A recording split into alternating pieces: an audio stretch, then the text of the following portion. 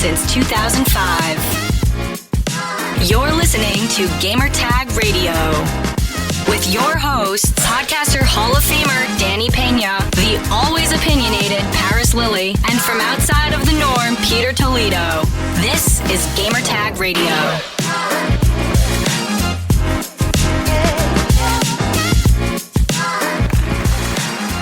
Welcome to Gamertag Radio, episode 1242. Breaking news. Breaking news. I have my co-host and the homie himself, Paris Lilly. Paris, what's up? What's going on, man? I feel like it's just a circle. We're just repeating. We've been saying this for years. I know. So for those that don't know, and this is from an article that was just posted an hour ago from IGN. It says, exclusive. IGN has learned from multiple sources that PlayStation, Xbox, and Nintendo won't be part of E3 2023. Now, Paris, we've been talking about this for years. If you're a hardcore fan of GTR, go back to the content that we released around 2015. There's multiple episodes of that.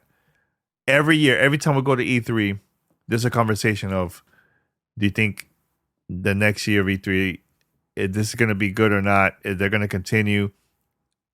Are we going to see the big three at E3? And I remember you, Paris, and we were in the studio when we talk about this. You said yourself, you were like, once the big three are out, it's a wrap. Now, do you feel that it is still a wrap after this news from IGN? I thought it was a wrap in 2019, so of course I think it's a wrap now. I mean, this is just the final nail in the coffin for Nintendo to also decide to not participate at E3. Now, all three major publishers are no longer there. Now what? I go back to 2020. Obviously, the pandemic happened. E3 got canceled, went digital. If you go back, and I think this was like February of 2020, they laid out what E3 was going to be that year. It was rough. So now Nintendo's not going to be there either. I can't. I jokingly said to you before we were recorded, are they even going to open both South Hall and West Hall? What's the point?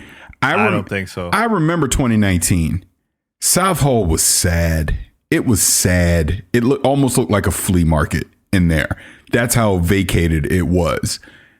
And now Nintendo's not going to be there. Look, Microsoft will be in Los Angeles, but they will most likely be across the street at the Microsoft Theater, or do something similar to what they did last year and rent out that space at LA Live, where they did the showcase and then immediately after had FanFest. I can see that too. I'm pretty much calling it. They're going to have their showcase. They'll probably do it live at the Microsoft Theater. They'll probably rent some additional space in LA Live, and they will basically have their own event over a couple-day period where they do their showcase. You have FanFest, you have a media showcase, let people get hands-on with stuff. You know, Xbox executives and developers will be on hand to do interviews, things like that. And then they're out.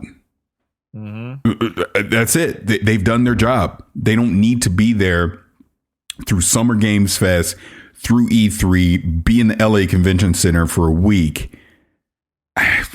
Like, here's my thing. And again, I'm just keeping it real. I feel bad because remember, E3 is also a public event. So I feel bad for the people that will spend their hard-earned money, literally travel around the world, at worst case across the country, to come to Los Angeles for 2 or 3 days, spend the amount of money it takes to get a hotel in the LA area, food, to go stand in line at these booths in LA Convention Center, and the big games and the main things that you're really going to want to see won't even be there. And that's just the truth. I mean, and that's just the truth. Think about it. Zelda ain't going to be. I think Zelda's already going to be out by then. But think about it. Anything big Nintendo's going to have, not there. Anything big Xbox has. Again, pretend Starfield, Hellblade 2, Avowed. None of that stuff's going to be there. Forza potentially, because if it ain't out yet, right? You're not going to get hands on with any of that stuff. PlayStation, Spider-Man 2. You're not touching that. It's not going to be there, right? Anything EA has, as an example, ain't going to be there. You see what I'm saying? So, yeah. Okay, Ubisoft might be there. That's fine. Hey, okay, they might, I don't know, I'm just pulling names out. They might have the new Splinter Cell there or Prince of Persia or something, right? Far Cry 12. Okay. Or Skull and Bones. Yeah, Skull and Bones. Right? Yeah. But, and again, we're talking to major publishers. Okay, 2K. Maybe they have NBA 2K there. Pause on that one. Usually, it's not. Back in the days, 2K would do that. But now, because I remember we went to a booth and it was Take-Two. And inside that booth, it was Rockstar and 2K, but it was very small, invite only. Exactly. It wasn't like playable games. Right. And again, and this is the point. Like the new BioShock, whatever that's going to be, probably not there. Right. So you start going down the line of the major publishers. Who's left? Because Devolver Digital gave the LA Convention Center the middle finger years ago. They'd be across the street in trailers anyways. They were like, screw that. A long time ago. Again, EA ain't going to be there. Bethesda is now a part of Xbox. They're not going to be there. Who's going? And again, I'm talking major publishers because here's the truth. The Annapuras of the world, the Devolver Digitals of the world, they're not spending LA Convention Center type money to have a booth and be there. Independent studios are not spending the money to have a booth at the LA Convention Center. You see what I'm saying? Who's there? And here's another thing, Parris. Summer Game Fest. There's probably companies that decide, you know what? We'll go to Summer Game Fest. Smaller crowd. Exactly. That was it gets more attention. And that's the other point. I mean, Jeff Keighley made it. Well, we already know because he's put the dates out there. Summer Games Fest is happening in person, by the way, before E3. Yep. He's made it a point that I'm not stopping this. I'm going to continue to do this and I'm going to continue to grow it. I think what he did last year, at least from a media standpoint, came off very well. I really enjoyed it. I really liked it. Now he's expanding it to include some of the public to be there for like an in-person event, reveals, things like that. But again, who's going to be there? Now, Keighley and now the independent studios, smaller studios, I could see being at Summer Games Fest because I don't think, and again, I don't know anything, but he's probably not charging what it would cost to be at the LA Convention Center. And again, they're not expecting the type of crowd at Summer Game Fest that you would need to fill up the LA Convention Center. So as we stand here today, until I'm proven wrong, I think Summer Game Fest is going to have more of an impact than what E3 would, because ain't nobody going to be there. Who's going to be there? What, Fortnite? Is Fortnite going to rent out South Hall? What are they doing? Yeah, Seriously. I mean, is it only going to be one hall? It's going to be two halls, and then it's going to be emptier now because of the big three is not there, you know? So, and here's the thing, and I'm going to talk about Xbox like in a few minutes, but this all started, and I'm going to go in the history books. The first company that I remember that said, we don't need to go to E3 anymore was Rockstar Games. That was the first one that I remember. Second company after that was, and this was more of a change, not attending E3, but it was Nintendo having their Nintendo Directs instead of having a press conference. Remember, Parris, back then, and guys, you could go listen to the archive of GTR, but I remember when Nintendo announced that they were not having a press conference, it was going to be a direct. I was like, oh my God, is it because they don't have any games? Like what you know?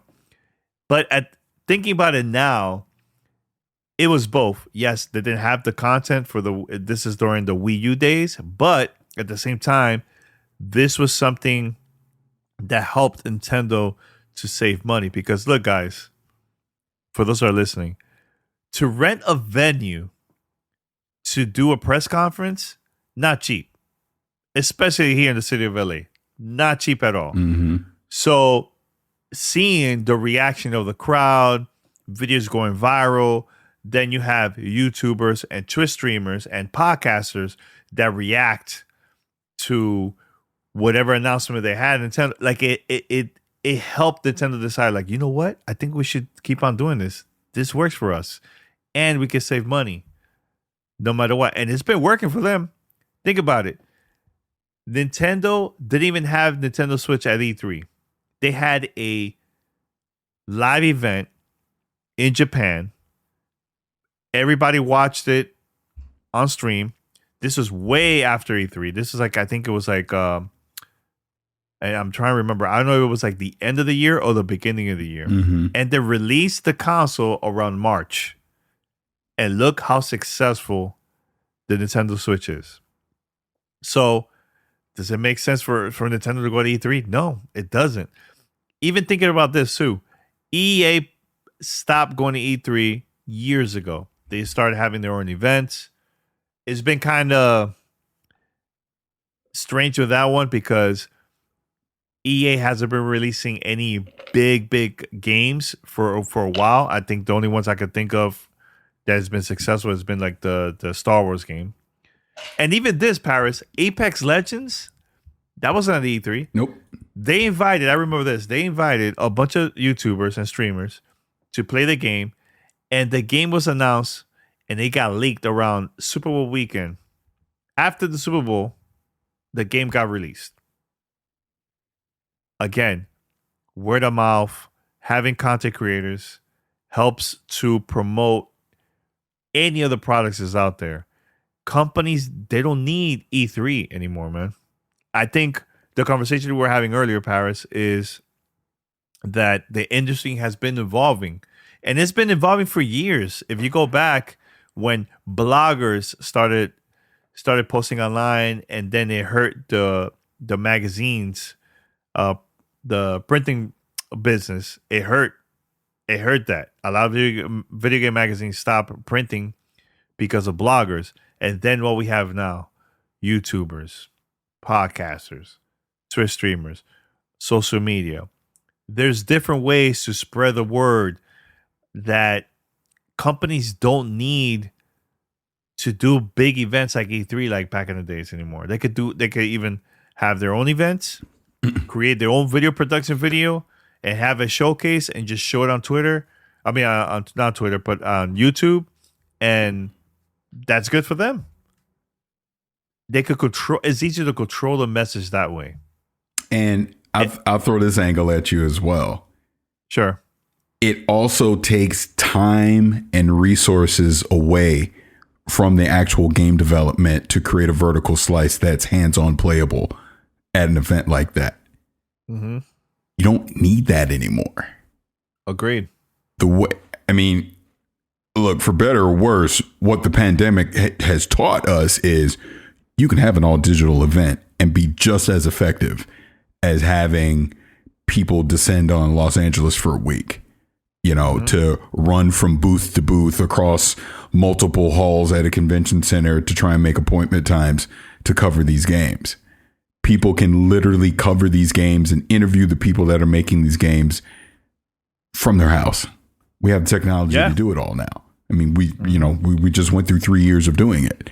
You know what I mean? Yeah. I mean, again, let's just keep it real. Xbox, as an example, has done their last 3 showcases have all been digital. I mean, have they done some in-studio things up in Redmond and then you pre-tape it and show it? Yeah. It would not, I'm not saying they're doing this, but it would not shock me if they do all their E3 stuff similar to how they just did this developer direct or the stuff they've done the past couple of years, pre-tape it all up in Redmond and then just come down to LA and have a fan fest and just have everybody in the theater and just watch it. Yeah. I mean, because now it's edited. You don't have to worry about it being live and screw ups and all that. And it's just as effective because let's keep it real. 99% of the people that are viewing this content ain't there anyways. So it doesn't matter if you're doing it in front of a live audience or not, because the vast majority of your customers aren't sitting in that theater anyways to watch it. Doesn't mean you can't pre-tape it, show the stuff there, and then immediately after have people like Phil Spencer and Sarah Bond and all that are there and accessible to talk about said things. But you can pre-stage all the stuff that you need. You don't have to do it all live anymore. And again, you don't necessarily have to have all the stuff hands-on anymore, because we know how tough game development is. And to basically, like, as an example, way back in 2004, I've been going to E3 since 2001. I'll take you back to 2004. I didn't get that. See, yeah, Siri, don't worry, I got you. And and I remember running into West Hall, going to the Xbox booth, and Joe Staten is giving that Halo 2 demo, the iconic Halo 2 demo, right? That we I'll be right back. I'll be right back, Pastor. Somebody's knocking. I'll be right back. Yep, I'm gonna keep talking. Keep on talking. I got it. So I'm going to that E3. I think it was 2003 or 2004. It doesn't matter. Joe Staten is giving that Halo 2 demo, the iconic one that we all know and love. Is great. Turns out that wasn't even a game. They basically created that just for that E3. That wasn't even the game. They didn't even have a game at that point. So they wasted time creating something that didn't even contribute to the final product of the game. As a gamer, what would you rather have? Basically a fake demo? Or would you rather have them working on the real game so you can deliver it polished and on time? I would rather have the real game polished and on time versus something that is literally just curated for show. Let's go to 2018, 2019, Cyberpunk 2077. Same freaking concept, right? Sure, they had something that was playable there, but that turned out to be not indicative of the final product of the game. So even when you think about E3 from that standpoint, it's a lot of smoke and mirrors. I'm not saying everything is, but there's a lot of smoke and mirrors with a lot of things that you see there anyways. So the fact that Microsoft's gone, PlayStation is now gone, Nintendo's gone, EA is gone. What's the point? Seriously. Yeah. And I don't say this from a hate. Look, I've been going since 2001. Some of the greatest moments of my freaking life has been going to E3. The people I've met, the spectacle, all of that. Trust me, I wish it was still that way. It's just not anymore. And that's just, it's a sign of the times, the way technology is, the social media, the internet, we're all connected. Everyone has good microphones, cameras, and all this stuff now. You don't have to do the things that you did before as a publisher to get the message out there about your product. It's just a fact. Matter of fact, this was 2019. Me, you, was Pete with us? I can't remember. Pete was with us. What for E3? I'm talking about that PlayStation thing we went to, the Last of Us thing where they had us walking through that freaking. We're all huddled in that room. Oh, for yes, The Last of Us yes. 2. There was multiple rooms. Yeah. Yeah, I remember that. I don't know if Pete was there. Yeah, I can't remember. Doesn't matter. What was the point? What's the point of that?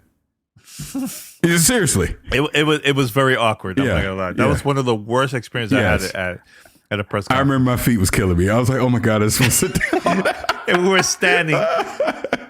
If you think about this, Paris, remember when Bethesda, when they had their own event outdoor, it was there was rides and all this stuff. It was like a theme park type thing.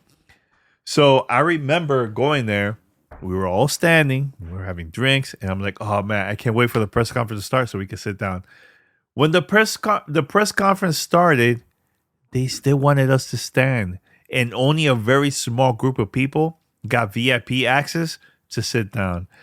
I looked at everybody else. I'm like, I think I'm out of here. I'm not gonna stand here. I don't care. This is too long. I'm tired. I've been walking all day at E3.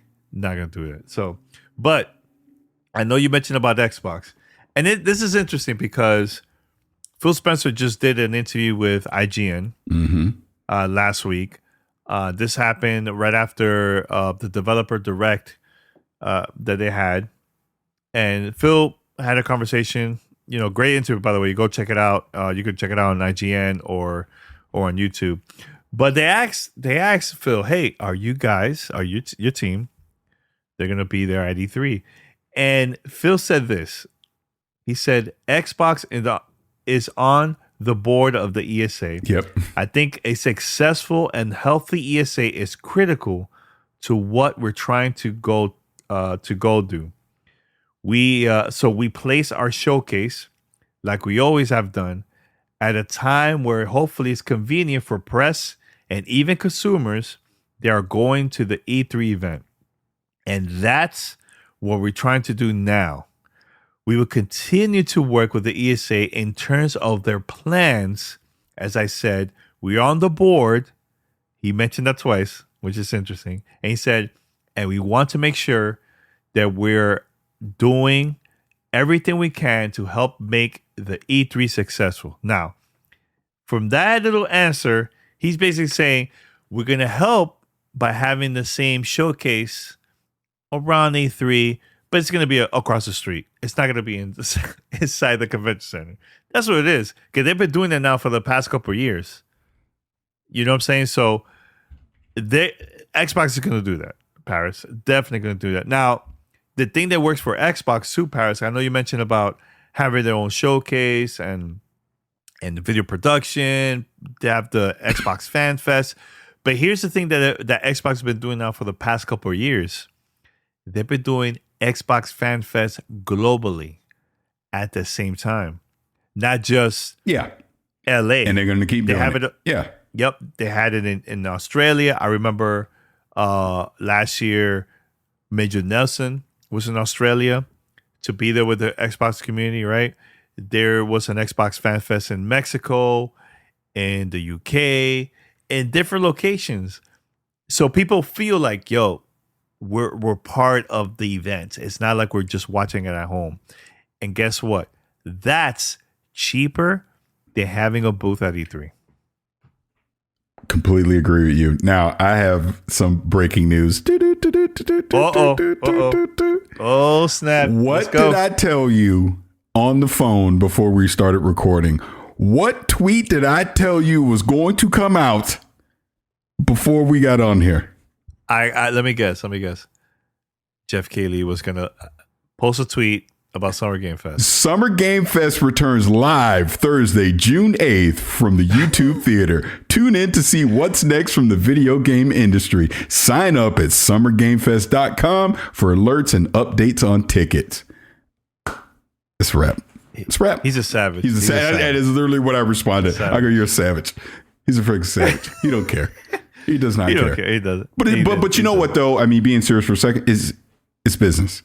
It's a business. His brand, his business are the Game Awards, Summer Game Fest, opening night live at Gamescom. He's in the business of presenting game reveals, interviewing developers, things like that. So he saw an opening that E3 was starting to falter. The big publishers no longer necessarily wanted to participate. So he basically made his own event, and he's done it in a smart way. As I was alluding to previously, it is catering to some of the smaller studios, independent developers, things like that, because it puts a spotlight on them to showcase their games. So Jeff is like, okay, Xbox, PlayStation, Nintendo, they're always going to do their thing separately, present their stuff. I see an opening now to show off games from some of these other publishers. Think about it. Bandai Namco. Think about the game that he got to show, which wound up being the biggest game of 2022. Elden Ring. Things like that. You find what the next great thing is that isn't necessarily tied to the big three. He gets them on his show. Right? And we're now trained to pay attention to Jeff Keighley shows. We are. It's just a fact. We're all going to be tuned in for Summer Game Fest for the reveals. Again, he's doing in-person stuff. You and I will probably be there, right? But the world's going to tune in to see it. Opening night live for Gamescom. We're all going to be tuned in to that. Game Awards. We're all going to be tuned into that too. So how does E3 compete with that? They can't. They can't. And here's the thing that a lot of people don't know. Repop took over handling the the event. So for those who don't know, Repop handles Comic-Con, PAX, Star Wars Celebration, and there's other events, but those are the big ones that I know. Yeah. And it's been very successful for Repop on those events, right? E3 is a different beast, a totally different beast. And I'm not saying that people are not going to show up at all. There's going to be people who are going to go. Of course, yeah. To E3, right? But not having the big three there is going to affect the business for the ESA that handles handles E3. It's going to be tough because now, Paris, there's going to be people saying, oh, Nintendo's not going to be there. I'm not going. Oh, Xbox not going to be there. I'm not going to E3. Or if they find out that Xbox and PlayStation are going to have a separate event somewhere in LA that's open to the public, they'd rather go to that than E3. I'm gonna give you an example, and I'm just pulling their names because they're friends. I know them, but as an example, you know Tim Dog, you know Cold Eastwood, right? Yeah, they're going where Xbox is going. So 100%. So Xbox. 100%. So like Tim, I've seen him talking about this online for months, buying his ticket, hotel, come to LA for Xbox. He ain't worrying about E3. He's coming for Xbox, for FanFest, for the Xbox community. That's what he cares about. He don't care about E3. It's not like, oh my God, I'm going to E3. If Xbox were to be a part of E3, of course he'd want to participate in it, do all that stuff. He don't care about that. He cares about what Xbox is doing. So if Xbox is doing a FanFest, having a community event in Los Angeles in June, he will spend the money and fly out here to go to that. Not what E3 is doing. Because let's take it as we were just talking about. What is it at E3 with Xbox, PlayStation, Nintendo not being there? What are you excited to see that E3 is going to show? Yeah, that's a great question. You see what I'm saying? I mean, that's a great question. What is it? There's nothing you're like, oh my God, I can't wait to go to this booth. What's the booth? What's the booth that you're excited to go see that's going to have something? Maybe Ubisoft. Honestly, that's the only thing I can think of is if Ubisoft. And I'm going to say this. Wouldn't shock me if Ubisoft doesn't go. I mean, do they even have games to announce? I mean, Skull and Bones. I know Skull and Bones. That's a different conversation. But we're gonna wrap it up in a couple minutes. But you know, I feel bad, like you said earlier. I feel bad for creators and just fans that always had that dream to attend E3. And look, E3 is still gonna happen. It's just not gonna be the same as the previous years.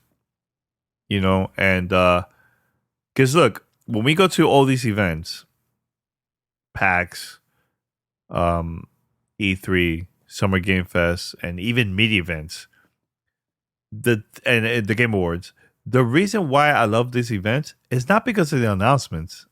It's not about the announcements. It's about seeing the people there. Right.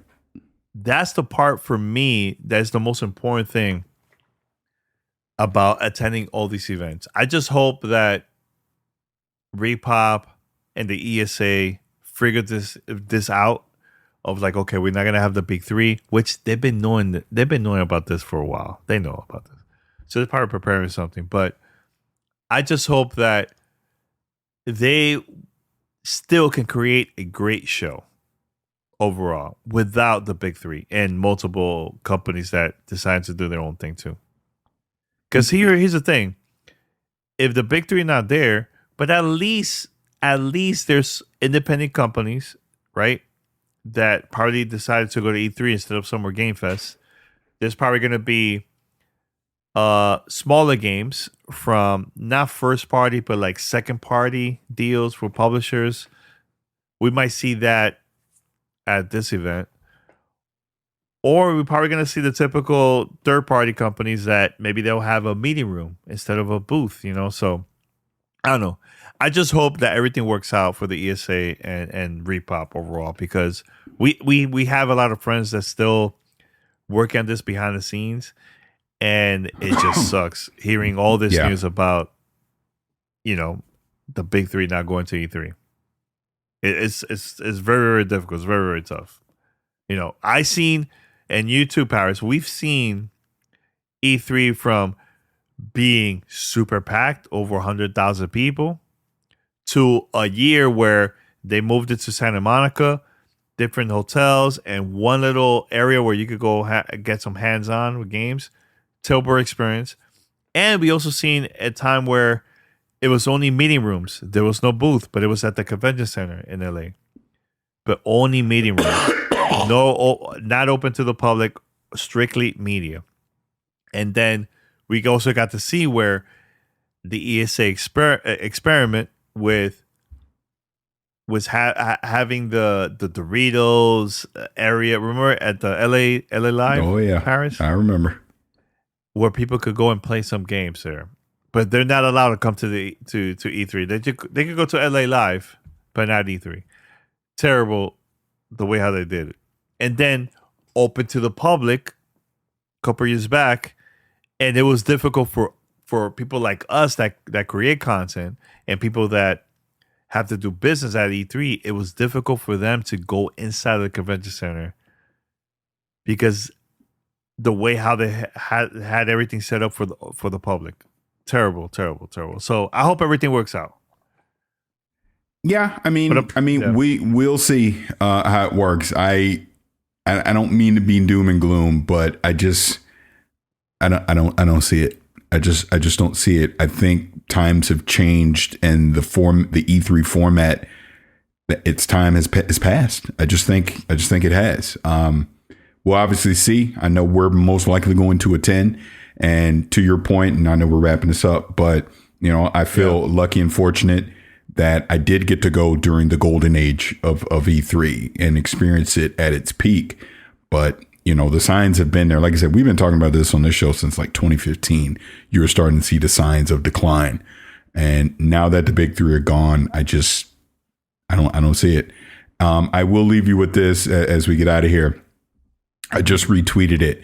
Again, community creation in Forza Horizon 5. Someone's created a custom livery for Hi-Fi Rush, and it is freaking dope. Oh, really? Oh, yeah. You got to check it out. It is dope. He put the code in, everything, so you can create it yourself in the game and put it on the car as well. But that amazing. Looks dope. Yeah. I saw it right now. Yeah. That looks really cool. Yep. Really cool. It has 808 in there. Yep. At the front. So dope. Yeah, Parris, like, you know, before we wrap it up, I know the industry has been changing a lot very, very recently. You see a lot of layoffs, a lot of companies even shutting down. You know, my previous job got shut down, you know, and I feel like we're in this path where the industry is changing a lot, and we're trying to figure out what's the next thing. Because there's tons of creators, YouTube, Twitch streamers, right? Even people that just post content on TikTok or Twitter, Instagram, right? And what's next for the industry? It seems like companies figure a way where it's cheaper for them to not even do interviews, just have their show on like a video that's recorded and edited from them and the team, post that online, and that's enough for them. And maybe have those occasional fan fests, invite the fans from the community, all that stuff, right? And it's been changing, and I think it is important for just the industry overall. We need to evolve. I feel like when we start doing the same thing over and over again and there's no change, it will hurt the industry. And then there's going to be certain people and certain companies that they're going to be advanced and ahead of everybody else because they're evolving, they're doing different things, they're experimenting. Some things work and some things doesn't work. And I think just keeping it the same is not going to help the industry. Right now, we're in a very tough, difficult time. But I think in the future, things are going to get better for just the industry overall, in my opinion. I Yeah. think we're just in a really dark time for just tech in general, the tech industry, So that's what I have to say about that part. But if you have anything else you want to say before we wrap it up, go ahead. No, I mean, I think that's it. I think we said it all. Obviously, it'll be interesting as we get closer to June to see what the lineup's going to look like, what the show floor is going to look like, things like that. What Xbox's plans look like, PlayStation, Nintendo, etc. So, be interesting to see. But obviously, for the people that do come out to Los Angeles, it'll be great to see everyone. I mean, honestly, at the end of the day, that's what it's all about for me, is being able to see all the people. So, got that to look forward to. Yep. Definitely, man. All right, guys, we're going to wrap it up here. Thank you for listening to this emergency podcast. And this is like rare. We don't usually do this, but thank you for listening. And hopefully we'll find out more from the ESA and Repop about E3. All right, guys, thank you for listening. Until next time, we're out. Peace. Thanks for listening to Gamertag Radio. Be sure to like us on Facebook and follow us on Twitter.